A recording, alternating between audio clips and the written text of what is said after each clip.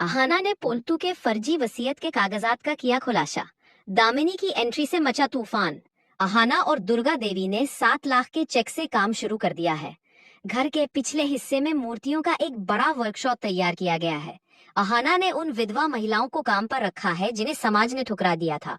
ये देखकर पूरा मोहल्ला अहाना और दुर्गा देवी की तारीफ कर रहा है, जो पोल्टू दादा के लिए किसी जहर से कम नहीं है। पोल्टू अब सीधे वार करने का फैसला करता है।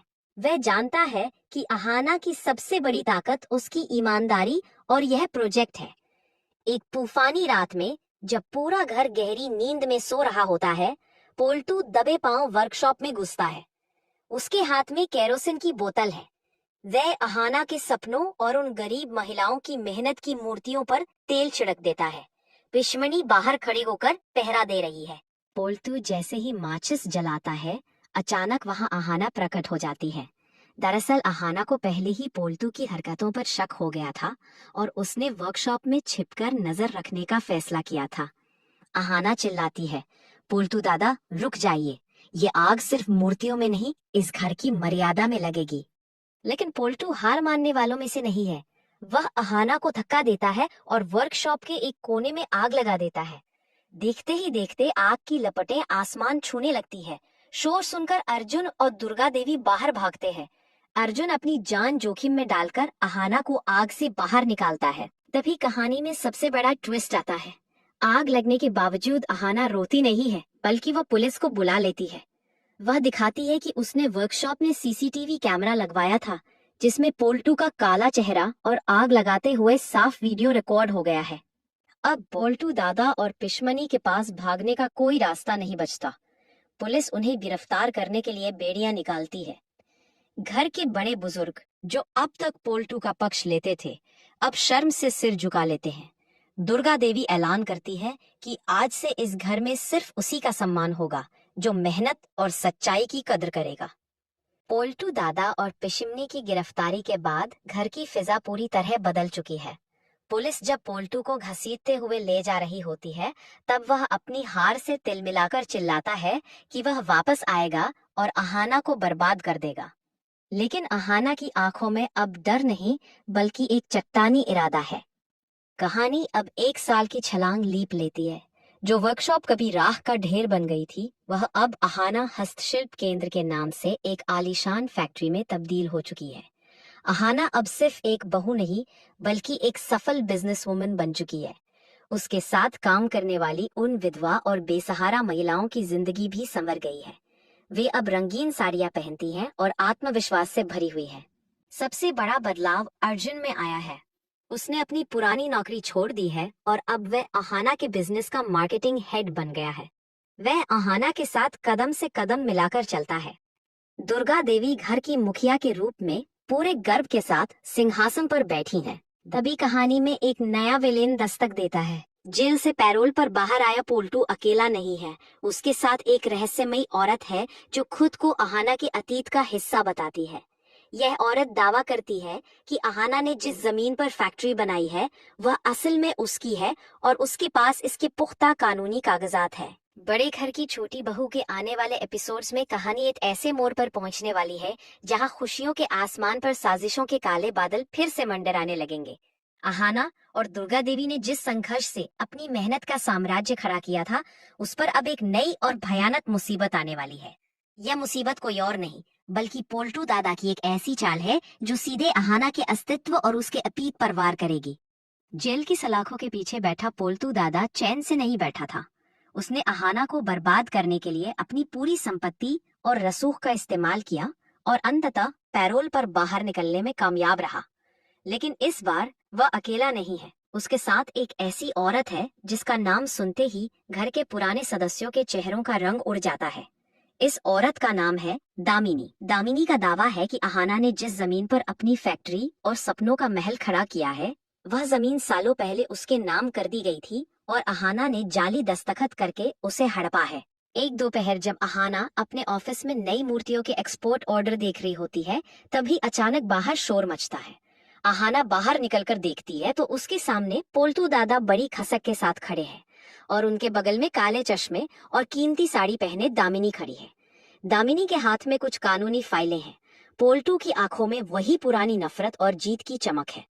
वह ठहाका मारते हुए कहता है, क्यों अहाना, सोचा था कि पोल्टू दादा जेल में सड़ जाएगा और तू यहाँ मालकिन बनकर राज करेगी? देख, मैं लौट आया हूँ और अपने साथ तेरी बर्बादी का सामान भी लाया हूँ। अहाना शांति से कहती है, पोल्टू दादा, आप सुधरे नहीं। जिस आग ने आपके हाथों को जलाया था, लगता है उसका घास अभी भरा नहीं है। ये फैक्ट्री मेरी मेहनत की है, किसी की खैरात नहीं। तभी दामिनी आगे बढ़ती रहे और अपनी फाइल अहाना की मेज पर पटक देती है। वह कहती है, मेहनत की होगी तुमने, लेकिन जमीन मेरी है। मैं इस घर के पुराने मालिक की सौतेली बहन हूँ और वसीयत के मुताबिक इस पूरी संपत्ति पर पहला हक मेरा है। तुम यहाँ सिर्फ एक किराएदार हो और वह भी गैर कानूनी। यह सुनकर अहाना के पैरों तले जमीन खिसक जाती है। दुर्गा देवी जब बाहर आती है और दामिनी को देखती है तो उनके हाथ कांपने लगते हैं। पुरानी यादें उनके दिमाग में बिजली की तरह कौंधती हैं। दामिनी असल में वह औरत थी जिसने सालों पहले घर की शांति भंग करने की कोशिश की थी और उसे घर से निकाल दिया गया था। दुर्गा देवी चिल्लाकर कहती है, दामिनी, तू यहाँ फिर से जहर घोलने आई है? यह जमीन अहाना ने अपनी मेहनत और बैंक लोन से खरीदी है। दामिनी एक कुटिल मुस्कान के साथ कहती है, बैंक लोन तो तब मिलता है ना दुर्गा, जब कागज सही हो। पोल्टू ने मुझे सब बता दिया है कि कैसे तुम लोगों ने मेरी गैर मौजूदगी में फर्जीवाड़ा किया। अब या तो ये फैक्ट्री खाली करो या फिर 7 लाख के चेक के साथ साथ 7 करोड़ का हर्जाना भरने के लिए तैयार हो जाओ। अगले ही दिन घर पर कोर्ट का नोटिस आ जाता है। अहाना का बैंक अकाउंट फ्रीज कर दिया जाता है और फैक्ट्री के काम पर स्टे लगा दिया जाता है। उन बेसहारा महिलाओं के चेहरे पर फिर से डर छा जाता है जिन्हें अहाना ने रोजगार दिया था। अहाना के लिए यह सिर्फ पैसों की लड़ाई नहीं, बल्कि उन सैकड़ों महिलाओं के सम्मान की लड़ाई है। अर्जुन अहाना को टूटने नहीं देता। वह कहता है, अहाना, हम हार नहीं मानेंगे। अगर पोल्टू ने चाल चली है तो हम कानून का रास्ता अपनाएंगे। लेकिन मुसीबत यही खत्म नहीं होती। दामिनी और पोल्टू ने मिलकर अहाना के खिलाफ मोहल्ले में अफवाह फैला दी कि अहाना एक घोटालेबाज है और उसने गरीबों के नाम पर सरकार से पैसे ऐंठे हैं। वो सीनियर अधिकारी जिसे जांच समिति ने फटकार लगाई थी, अब दामिनी के साथ मिल गया है। वो पुराने केस की फाइलें फिर से खुलवाने की धमकी देता है। अहाना को समझ आ जाता है कि यह लड़ाई कोर्ट के बाहर भी लड़नी होगी।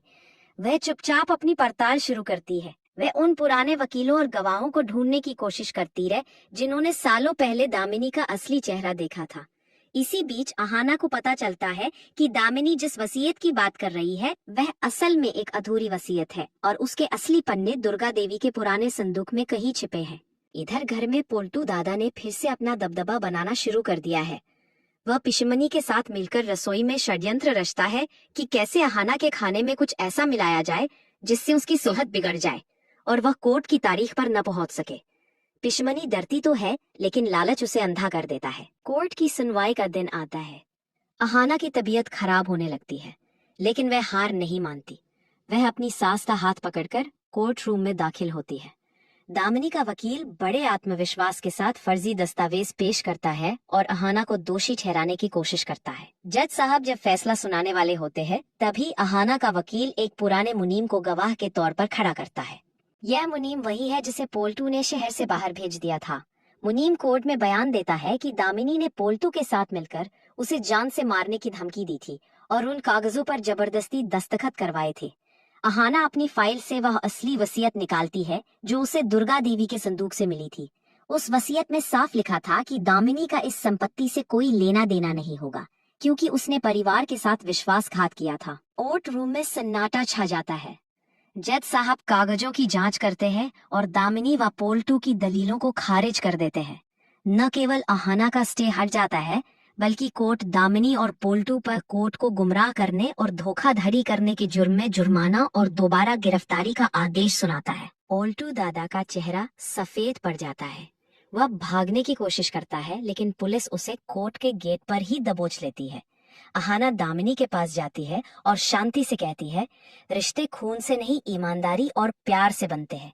आपने इस घर को तोड़ने की कोशिश की, लेकिन इस घर की नींव मेरी सासू माँ के आशीर्वाद और सच्चाई पर टिकी है। घर वापसी पर अहाना का स्वागत उन महिलाओं ने किया जिनकी नौकरियां दांव पर लगी थी। वे सब मिलकर अहाना पर फूलों की बारिश करती है।